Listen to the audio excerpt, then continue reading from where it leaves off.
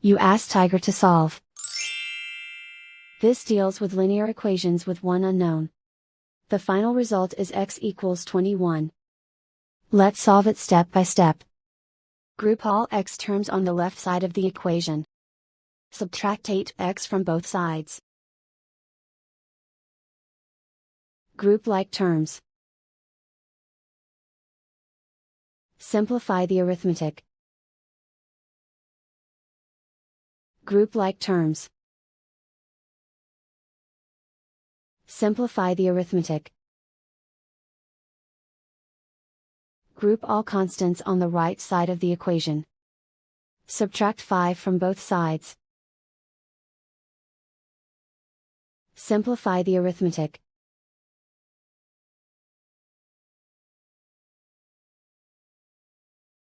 Isolate the x. Divide both sides by -2. Cancel out the negatives. Simplify the fraction.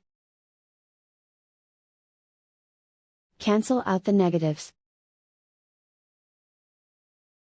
Find the greatest common factor of the numerator and denominator. Factor out and cancel the greatest common factor. And so the final result is x equals 21.